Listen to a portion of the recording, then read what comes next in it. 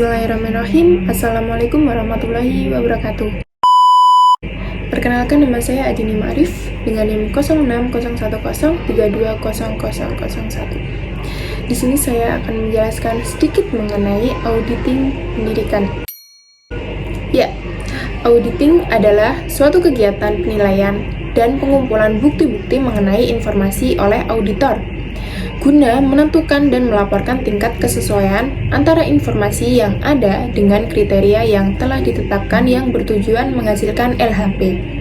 Apa itu LHP? LHP adalah laporan hasil pengauditan yang di dalamnya berisi opini atau pendapat. Menurut Undang-Undang Nomor 20 Tahun 2003, auditing pendidikan dilakukan pada penjaminan dan pengendalian pada proses evaluasi yang hasilnya akan dilaporkan kepada pihak pengambilan kebijakan tingkat satuan pendidikan untuk ditindaklanjuti. Auditing sebagai salah satu fungsi evaluasi dan penjaminan mutu diharapkan dapat berperan maksimal dalam rangka memberikan informasi yang akurat, apa adanya, dan faktual. Audit digunakan untuk mengkomparasikan fakta lapangan dengan standar yang ditetapkan.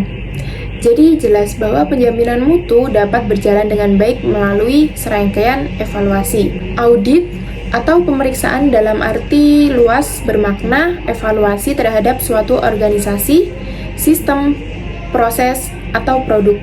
Dalam konteks pendidikan, audit terhadap lembaga pendidikan dilakukan pemerintah dengan melepas pengelolaan lembaga pendidikan yang oleh pemerintah dan diberikan sepenuhnya oleh pihak sekolah.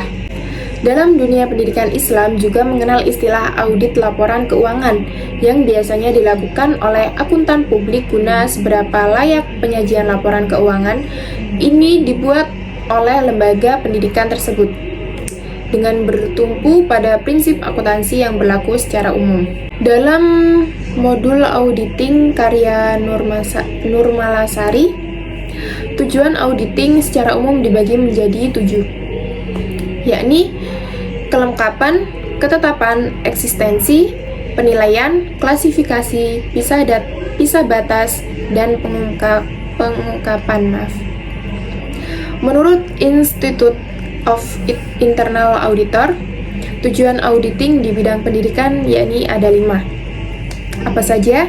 Yang pertama, melakukan tinjauan keandalan dan integritas informasi operasional dan keuangan. Yang kedua, menetapkan sistem yang telah didesain. Yang ketiga, melakukan tinjauan agar aset terjaga dan memverifikasi keberadaan aset tersebut. Yang keempat, mempelajari sumber daya sekolah atau madrasah. Yang kelima, melakukan tinjauan atas operasional dan program lembaga. Sasaran dari kegiatan auditing adalah kegiatan, aktivitas, program atau bidang-bidang organisasi yang memerlukan perbaikan atau peningkatan dalam hal efektivitas dan efisiensinya. Sasaran auditing harus memiliki 3 unsur pokok, yaitu kriteria, sebab, dan akibat. Sasaran auditing dalam bidang pendidikan adalah kegiatan penjaminan mutu. Kegiatan ini dilakukan agar kualitas pendidikan semakin baik dan sesuai dengan apa yang menjadi harapan para stakeholder. Dalam Undang-Undang Nomor 20 Tahun 2003 tentang Sistem Pendidikan Nasional menyatakan bahwa sistem pendidikan nasional adalah keseluruhan komponen pendidikan yang saling terkait secara terpadu untuk mencapai tujuan pendidikan nasional. Audit digunakan untuk melakukan penjaminan mutu pada saat melakukan proses evaluasi. Pada konsep penjaminan mutu disebutkan bahwa audit merupakan bagian dari fungsi penjaminan mutu. Audit digunakan untuk membandingkan fakta lapangan dengan standar yang sudah ditetapkan. Hal ini dapat dibenarkan karena salah satu cara melakukan penjaminan mutu adalah dengan menetapkan seperangkat standar dan memastikan bahwa pada saat pelaksanaan nantinya sudah sesuai dengan standar-standar yang telah ditetapkan.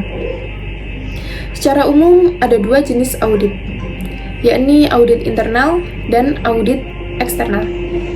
Audit internal berarti proses identifikasi dan atau komparasi antara standar yang ditetapkan dengan pelaksana itu nyata yang terjadi pada organisasi tersebut. Audit eksternal merupakan audit yang dilakukan oleh pihak-pihak luar dari lembaga tersebut. Nah, standar kinerja lembaga pendidikan itu ada beberapa. Yang pertama, tugas pokok dan fungsi menurut Undang-Undang Nomor 32 Tahun 2004 tentang pemerintah daerah secara umum merupakan hal-hal yang harus dan bahkan wajib dikerjakan oleh seorang anggota organisasi atau pegawai dalam suatu instansi secara rutin sesuai dengan kemampuan yang dimilikinya. Untuk menyelesaikan program kerja yang telah dibuat berdasarkan tujuan, visi, dan misi suatu organisasi. Yang kedua, uraian jabatan. Uraian jabatan adalah suatu catatan yang sistematis dengan tugas dan tanggung jawab suatu jabatan tertentu yang ditulis berdasarkan fakta-fakta yang ada. Selanjutnya yang ketiga yaitu standar operasional prosedur atau biasa disebut dengan SOP. Merupakan suatu perangkat lunak yang mengatur tahapan proses kerja maupun prosedur kerja tertentu. Selanjutnya yaitu yang keempat atau yang terakhir, yakni biaya standar. Biaya standar adalah biaya yang ditentukan di muka, yang merupakan jumlah biaya yang seharusnya dikeluarkan untuk membuat satu satuan produk atau untuk membiayai kegiatan tertentu. Jadi sekian penyampaian materi dari saya mengenai auditing pendidikan. Mohon maaf jika banyak kesalahan dalam video kali ini. Saya mohon maaf sebanyak-banyaknya. Terima kasih. Wassalamualaikum warahmatullahi wabarakatuh. Semoga bermanfaat bagi kalian semua. Terima kasih.